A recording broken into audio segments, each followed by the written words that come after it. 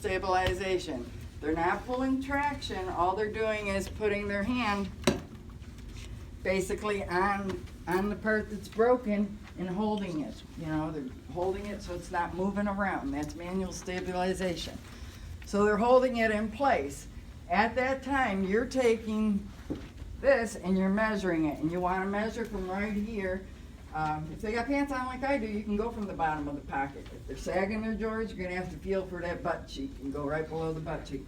Because what you're doing is you want to give this something so it doesn't slide up when you do the traction. So you want it right here, top of the thigh.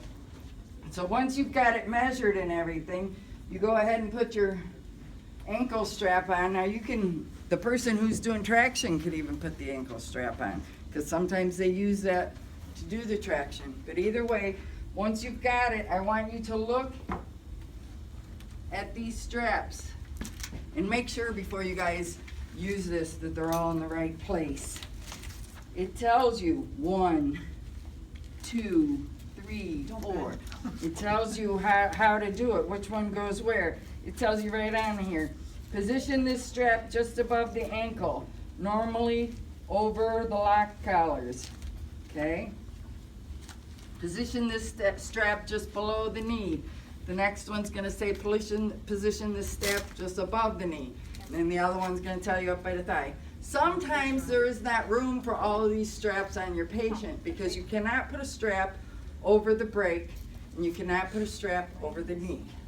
So if somebody doesn't have a really long leg, you're gonna have too many straps on here.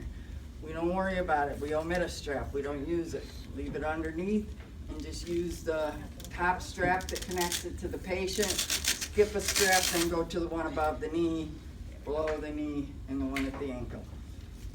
So once you go to put this on, you've got it all measured out and everything, that's when you're gonna assist your assistant to pull traction.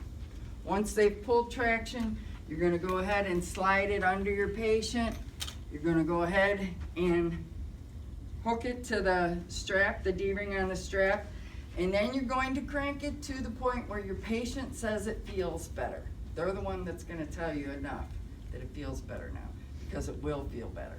Because those grinding bones that we're cutting in and going further and further, because this muscle is spasming and it's pulling tight, and those jagged edges are cutting through all that muscle and tissue, can also cut the femoral artery. So when you separate it, you're not actually setting the bone. What you're doing is taking it and moving it so it's no longer damaging tissue. Once you get to that point, they're gonna tell you it feels better. So that's when you stop. That's when you put everything in place to where it is. You want this elevated. There's a thing underneath it so that it's elevated.